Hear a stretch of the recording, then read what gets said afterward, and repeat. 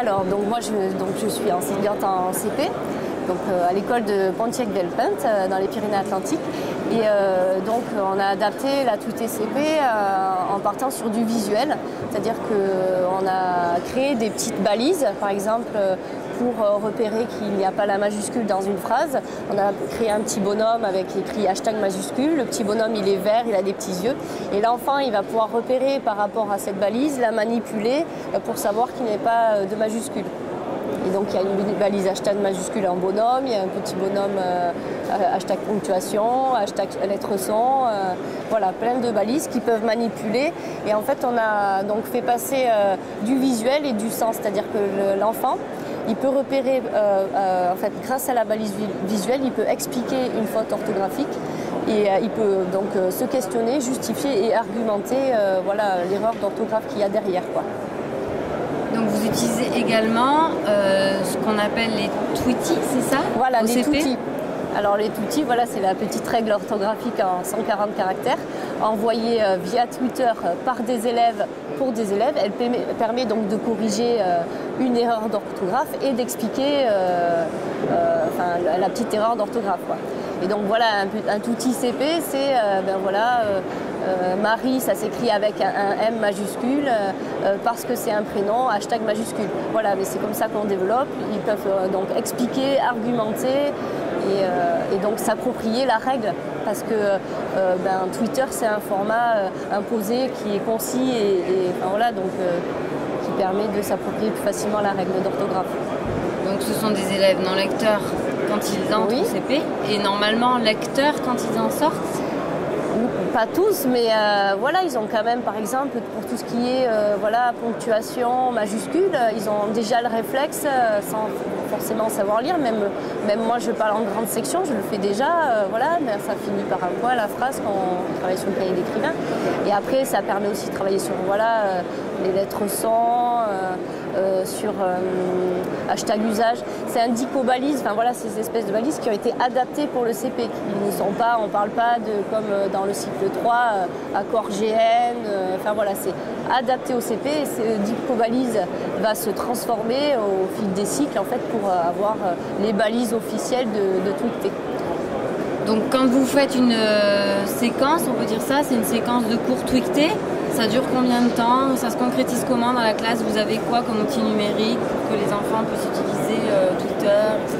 Alors, pour tout ce qui est Twitter, en fait, en CP, c'est l'enseignant qui va rentrer, l'élève, c'est moi qui rentre la phrase ou le touti. Je ne fais pas passer par le numérique. Par contre, pour expliquer ces petites règles d'orthographe, on a fait parler les balises en fait et on a fait des espèces de capsules vidéo pour que l'enfant avec un QR code puisse scanner le QR code et il y a la balise qui parle et elle dit bonjour, je m'appelle hashtag majuscule, je suis là pour te faire penser qu'il faut mettre la majuscule au début de la phrase, elle parle et voilà, il y a une petite image et comme ça ils peuvent se l'approprier. Et à la base, ce qui est bien, moi je l'ai fait avec mes élèves l'an dernier, c'est que ça soit le groupe classe qui le construise, quoi. Comme ça, il construit son petit livre, son dico-balise, avec des petites vidéos, et il s'approprie le dispositif. C'est quoi? C'est une fois par semaine? Une fois par jour? Non, les Tweeté, c'est... après, on fait de l'orthographe, pas forcément en Tweeté, mais parce qu'on fait, dictée de syllabes et tout ça, mais le dispositif dicté, c'est toutes les 3 semaines, quoi. Et ça, quand même, ça prend du temps, parce qu'il y a une phase d'écriture individuelle, après, il y a une phase d'écriture négociée, après, il y a une phase de correction, c'est très, très important, parce que c'est là qu'on repère, donc, comment on a écrit, et qu'on arrive à valoriser l'élève, hein. Mais tu as mis, par exemple... tu as écrit Marie, tu as écrit, je sais pas, avec...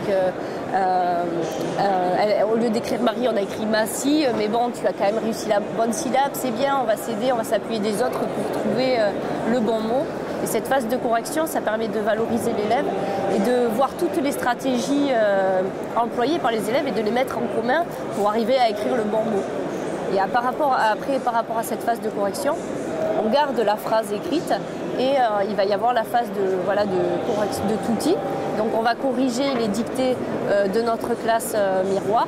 On est par 3, donc il y a la classe scribe en fait qui nous envoie nos dictées et nous on les corrige. Voilà, c'est ça. Et il y a la classe miroir, on envoie nos dictées et elles vont nous corriger. Donc on va avoir un retour. Et la création d'outils, c'est la phase la plus riche puisque justement, elle permet de verbaliser la règle, de repérer l'erreur et voilà, de développer la vigilance orthographique. Il y a aussi cette phase échange, donc comme vous venez de l'expliquer, voilà, avec d'autres classes. C'est la coopération entre élèves d'une même classe. C'est ça en fait, la tweetée, c'est ça qui est génial, c'est des défis orthographiques et voilà, la coopération entre élèves d'une même classe et les élèves des autres classes qui participent au dispositif, quoi. Et en fait, c'est ça qui est super riche. Enfin, voilà, et moi j'adore. Et les élèves, je suppose qu'ils adorent aussi. Ah ouais, ils adorent. Je pense qu'aussi ça dépend de l'enseignant. Moi, c'est un dispositif qui me tient à cœur et je sais que voilà, on va faire la tweetée. Ils sont là, ouais, on va être avec qui? On était avec San Francisco. Alors je leur ai montré, ça développe, mais pas que. C'est pas que pour la communication écrite, ça développe plein de choses sur l'ouverture culturelle. C'est vraiment bien.